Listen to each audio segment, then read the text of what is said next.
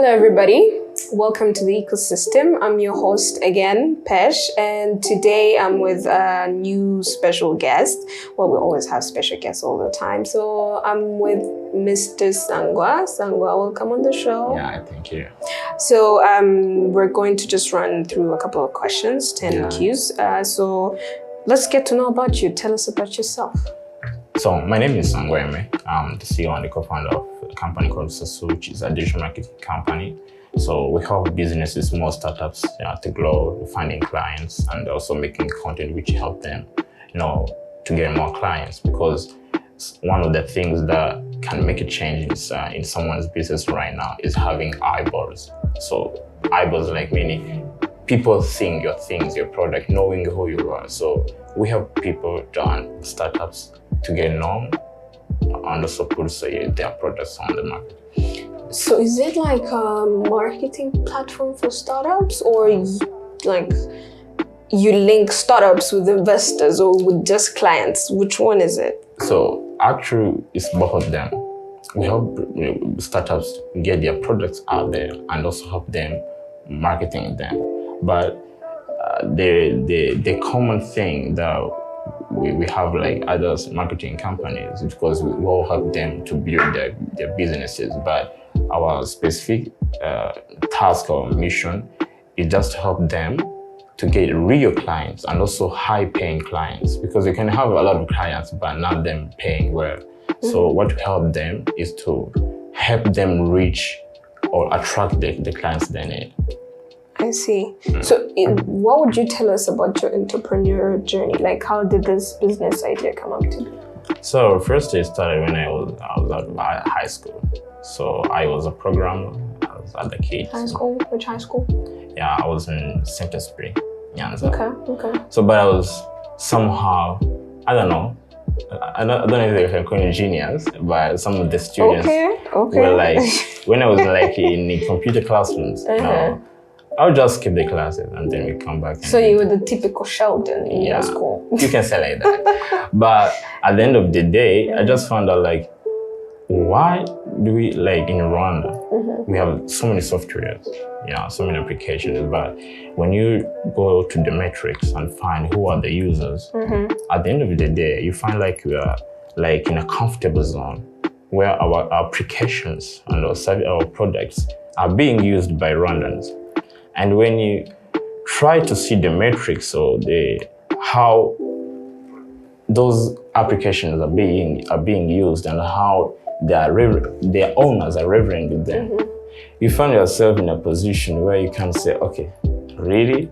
Applications are being used by Rwandans, and the GOP or the gross domestic revenue of the people here in Rwanda is too small compared to those companies out there. So how can you make your software in Rwanda and make someone in USA use it, and also make someone in Canada use it, or someone is in Europe? So that was my mission.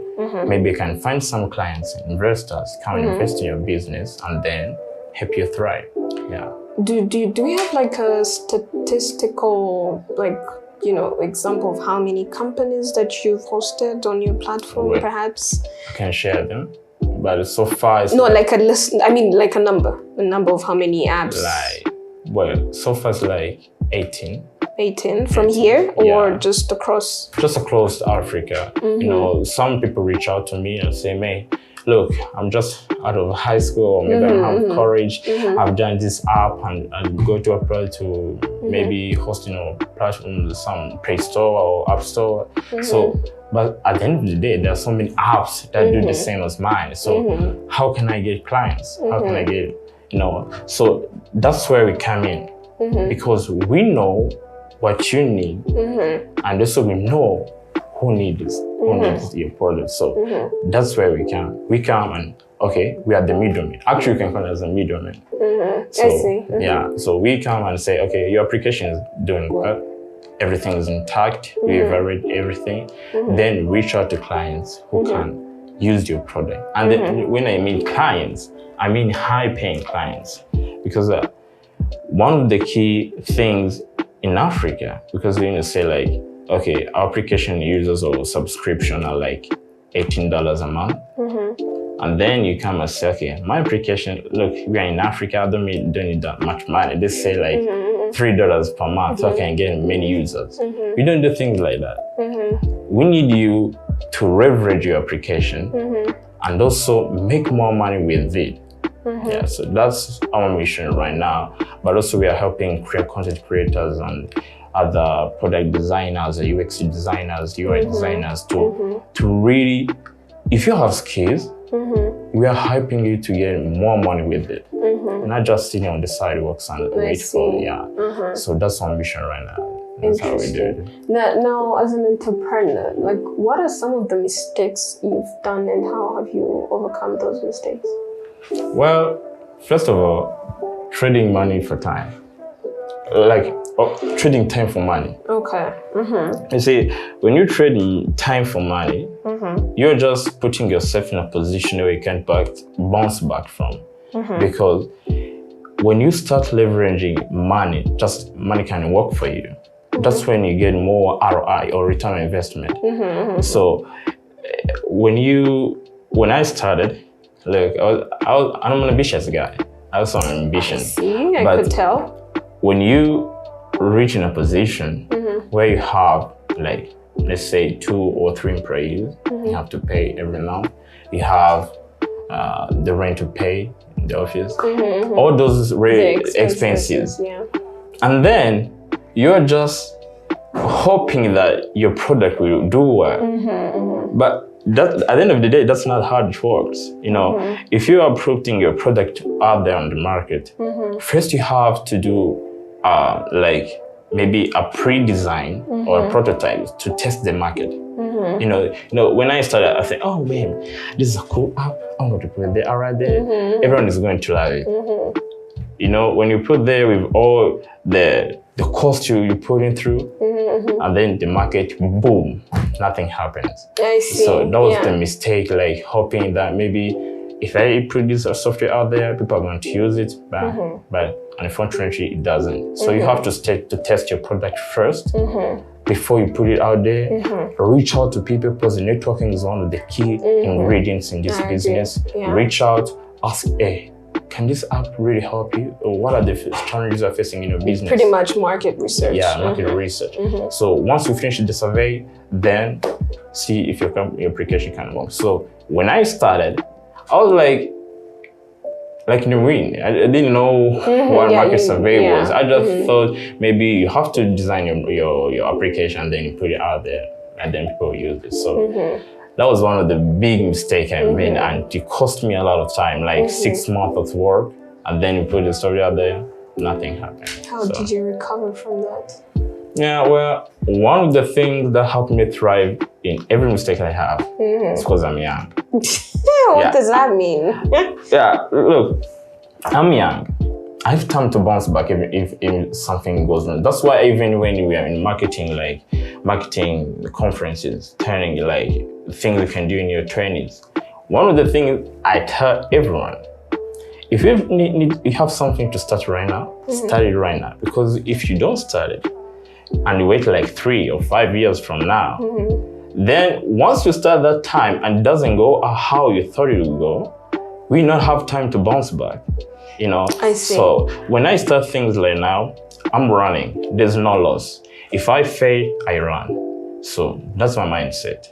So you're basically, let me just try and fail, but not failing to try, yeah? Yeah, that's I see. So what would you share with us about your wins so far? Like wins you've achieved throughout the journey? So first of all, you know, like big companies, maybe I'll not mention them, but we have some companies which have started in a way like having the best UX designer, having the UI designer, best product design, but you have no users, you have no clients, you have no strategies.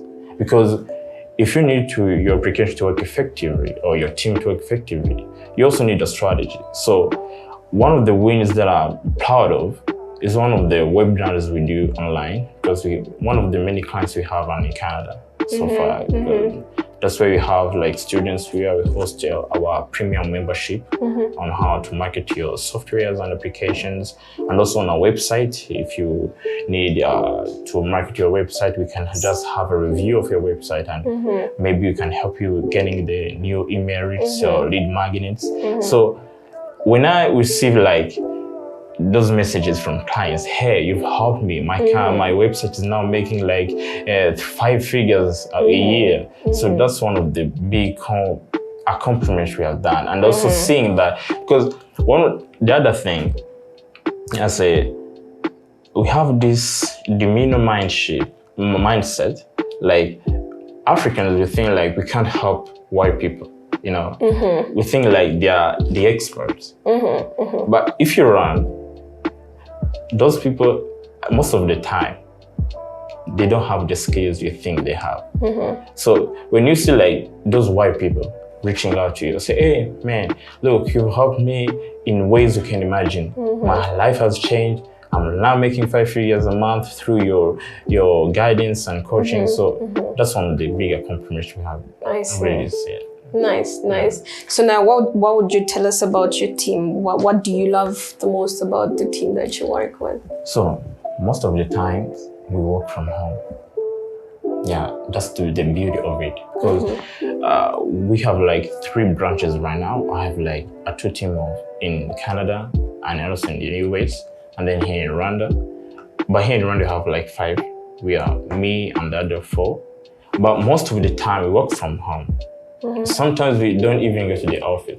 I see. Yeah. So what do you love the most about working with them? The thing I love about my team, everyone can work, knows what or she needs to do in the right time, and also help the clients. Because like when you have many clients, and then maybe we need all hands on deck. So one of the things I like, they value customers' response and feedback. If the client is not, if whatever you are paying, if it's less or high, it doesn't matter. What matters is the product. Are you satisfied with the product we're providing? So that's one of the things I like about my team, because some are Nigerians, some are Rwandans, but how can I say it? Like that aspect or habit, or you know, of really varying the clients. That's one of the key things. Yeah, it's key. It's very key. I have a question. What are your wildest dreams as an entrepreneur? Well, so far I have 3 companies, but like yeah, I have 3 companies. When I say be surprised, but it's another big deal, because one of the things that I need to see is Africa being the center or the hub of the tech, and especially here in Rwanda. Because when you see the statistics of startups in Africa, Rwanda is on the 7th place in the growing startups in Africa. But why are we not on the 1st place? Why is Egypt and Nigeria and Kenya on the first top 3? Why can't we be there? So I need Africa to be the center of the hub center of the tech ecosystem in Africa. And I think we can do it. Now, running to the lessons, what are the do's and don'ts, like top 3 you can share with entrepreneurs, especially in Rwanda? So let me start with the do's. Okay. You know, first of all, if you have an idea, the right time to start is now. Everyone will give you an excuse. Oh, I don't have money. I don't have, like, you know, all those excuses. But where the difference between an entrepreneur and someone else is how driven they are. So if you are not driven, I promise you're gonna fail. Okay. Yeah. So the second thing you have to do is like I said already, do your market research. Yeah, your idea is brilliant in your mind, but you need to know if it's useful. You need to make statistics. You need to do survey. You need to ask. You need to reach out people, and also the do's. After you have published your product, it's on the market. Don't just sit in the office and wait for the people to come. No, Yes. it doesn't work like that. Yeah. Yeah, you need to network. So the don'ts, always make sure that your product is aligned with the mission of the clients, the employee. Because those who need your services, they need their problem solved. And also the other don't, which I find most common in some startups here, don't ever think that your product will do good if you undermine other people's products. That's key. That's key. Because I see like market researchers or CEOs going to podcasts and spitting rubbish things about the other I see. products. Yeah, that's important. But we have done research, based on one of the companies which is called Vanry Media. I don't know if you know Vanry Media. No, I don't think I do. But I'll look it up. Yeah, it's the owner is called I don't know Vanry. I don't even remember the name. Okay. Yeah. So he said that the statistics shows that most companies which undermines other competitors in a direct way, they have received like a risk return on their investment in their first startup investment. Interesting. Yeah. So now, what are the top 3 random startups you'd vouch for to revolutionize like the tech ecosystem in London? Top 3. Okay. The first one, not including mine. Not including yours, not including us. So okay. 3. Yeah. First, like Bag Innovation. Innovation. They're doing we've a great had job. Yusuf before. before. He's a very good friend of mine. So another company is like application called Nokanda. Yeah, Nokanda. Yeah. They are doing a very good job. Yeah, we were supposed to host Ernest very soon. So we hope to have him. Yeah, so Nokanda is one of the, I've enjoyed it. It made my life easier. So I see. Yeah, Nokanda is also a great app. And also the third one, Yeroka, is Rwandan? Yeah, I've seen it around. I'm not sure, but I don't think it's London based. I'm not sure. I don't have all details, but I've seen it a couple of times. Last but not least, what would you be doing if you weren't, let's say, if you weren't building a startup or doing business? Well, I'll be a singer. A singer? Oh, so you can, okay. I'm a pianist. Oh, you are? Yeah. What else are you? I'm also a kung fu. How can I say? Not a coach, but also like. What kind of coach? Kung fu. Okay. And also, I'm a pianist, an acrobat, or gymnastic. All that stuff? Yeah. And I can't even do one of them. I feel bad for myself right now. I have a lot of skills, but at the end of the day, I like money, so I only focus on skills which can. Nobody hates money, my friend. Nobody hates money. I also focus on like those skills which I can leverage. I see. And make but you can use some of those as your part-time, income. You just train kids and stuff in school. Yeah, coaching is one of the best. Yeah, then they win like free and just prepare some courses, some membership with subscription. I see. Interesting. So now we're coming to the end of our show. So this is an open mic session. So you're free to share what you'd like to share with the people out there, and we can run it off. So one of the key messages that I can give is this, and I'm not like those big, like talkers who say things like 5 paragraphs, and then you just end up not knowing what you get from there. Yeah. So one thing you need to keep in mind if you have a business or you need to start something for yourself, because here's the hard truth: here in Rwanda, almost 30,000 people are finishing college every year. 30,000. Do we have so many companies which we hire all those people? No. So if you need to thrive in this economy, because I'm telling you, this economy is bad. Inflation is bad. Everything is expensive. You know, if you need to strive, if you need to be financial freedom, because that's what we all want. You need to, everyone has skills. Even if you're a singer, even if you're a musician, if you're a pianist, even if you have skills for cooking, you can leverage that and make money from that.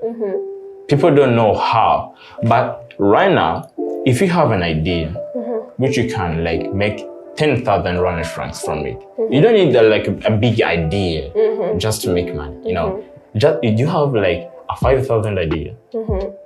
You have something you can offer that can at least provide $5 or $10. Then once you get that idea, reach out to people. Then find a way you can make it 10 times more. Once you make it 10 times more, find a way to make it 100 times more. That's how big companies do it. And that's how you should do it. Do you have an idea that can at least make you 5,000 from one client? Yes, I have. Like what? Okay, maybe, I don't know. You were yourself using the video, you are the one who knows the skills you have. So find that idea, find 10 clients. After finding 10 clients, find a way to make multiply by 100. Once 100, start outsourcing, hire people, then find a way to make 1,000 times. That's how business is done. There's no rocket science in building a business. It's just a strategy. So everything you do, however good your product is, you need to have a strategy.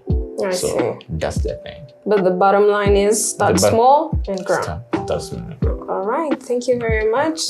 We're coming to the end of our show. It was good to have you, Sangwa, on the show. Yeah, thank you. We've talked about a lot of stuff. I actually love your enthusiasm very much. Thank you.